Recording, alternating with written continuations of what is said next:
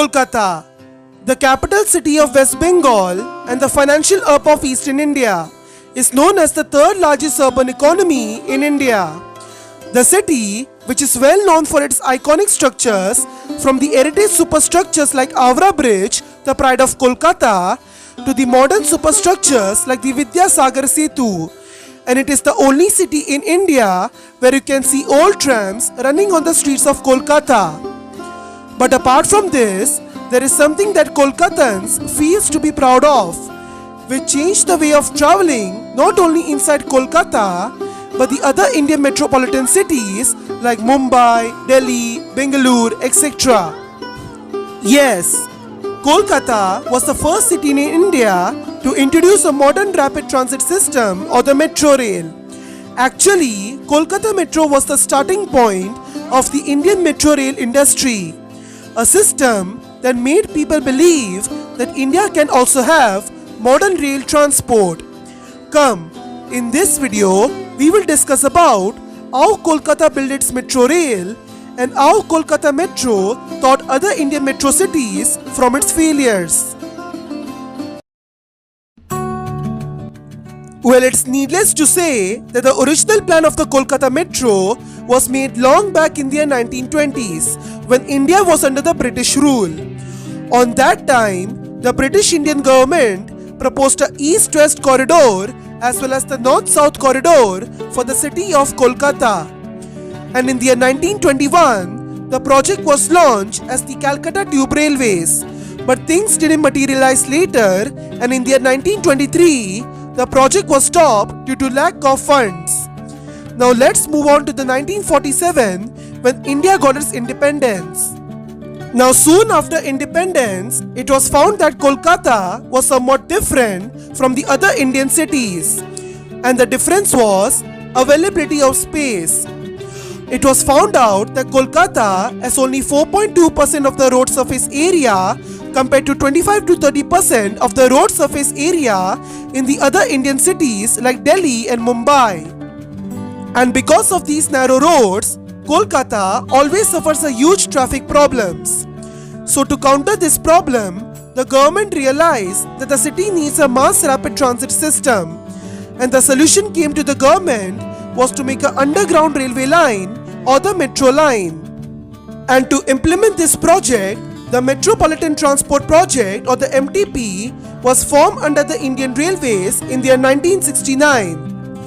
In the year 1971, MTP, with the help of Soviet Union and the East German engineers, have created the master plan of Kolkata Metro, which consists 5 metro lines covering the distance of 97.5 kilometers.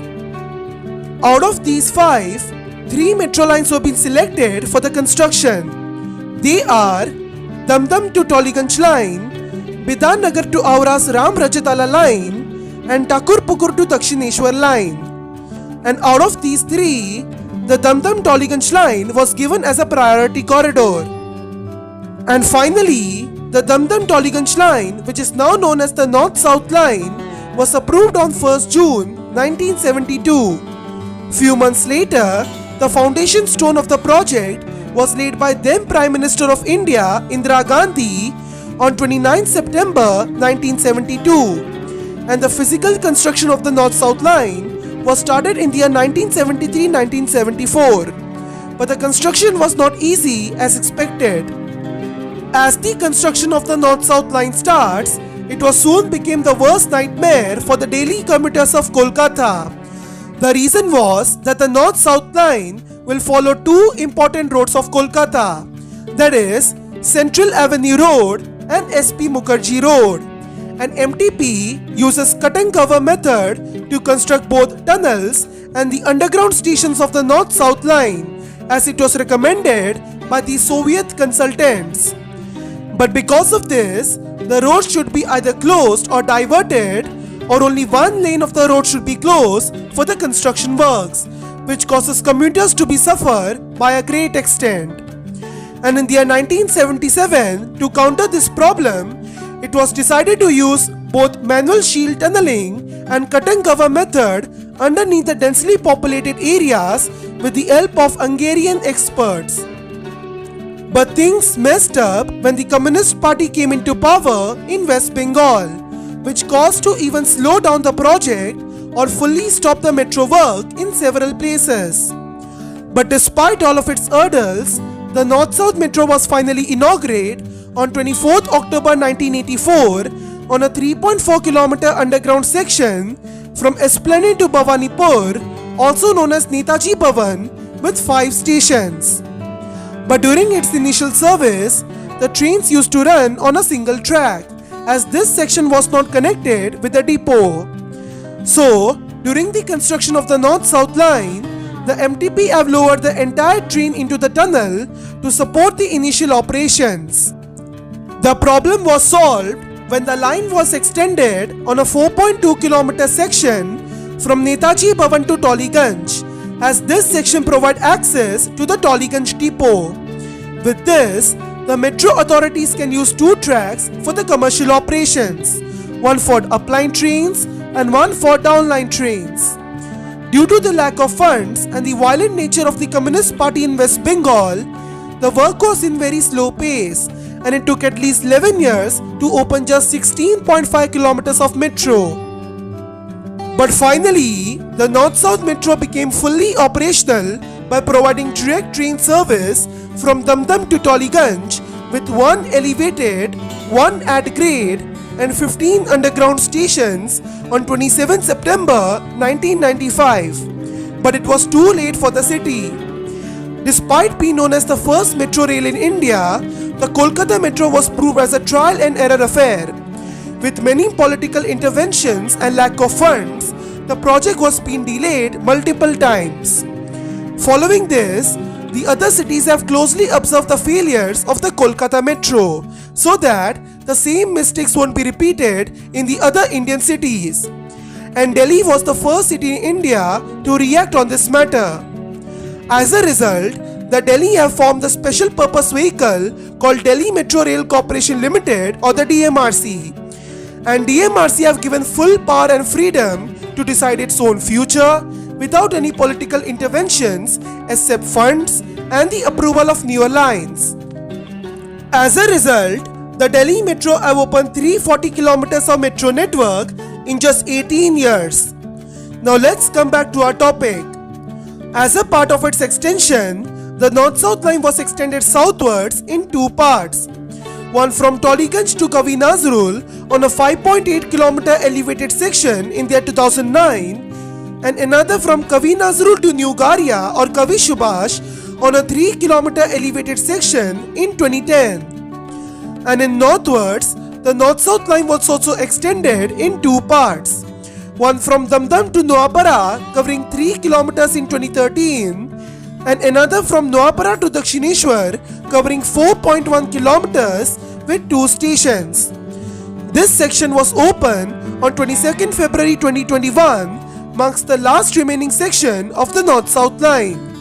Today, the North-South line runs on a 31.3 km stretch from Dakshineshwar to Kavi Subhash with 15 underground, 2 at grade and 9 elevated stations totaling 26 metro stations.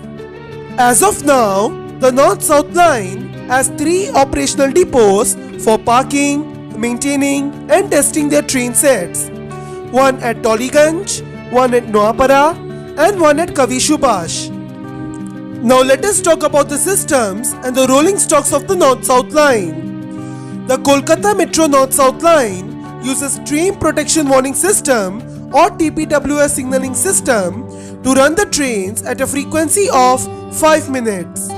But in future, the entire line will be equipped with communication-based train control or CPTC signaling system to run the trains at a frequency of 90 seconds. As of now, the North-South line has 5 refurbished non-AC rakes, 13 ICF AC rakes and 14 ICF Medha joint venture AC rakes to operate on 32 km long North-South Metro. These trains are manufactured at Integral Coach Factory or ICF Manufacturing Unit in Chennai. These coaches are known as the worst metro coaches in India, as these trains are not built as per the standards of the metro rails. Each train are 2.9 meters wide and uses 750 volts DC third rail system. That's all for today. Do you know that Kolkata is all set to have a 136 kilometers of metro network? This will help to take a huge load from the streets of Kolkata and make traveling inside Kolkata easier. We will make a separate video on these different metro lines of Kolkata Metro. If you enjoyed this video, then please like, comment and share the video and subscribe to our channel The Global Transits to get news updates on rapid transit system all across the world.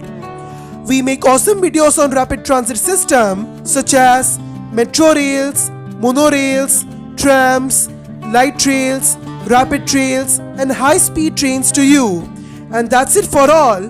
Goodbye and have a nice day.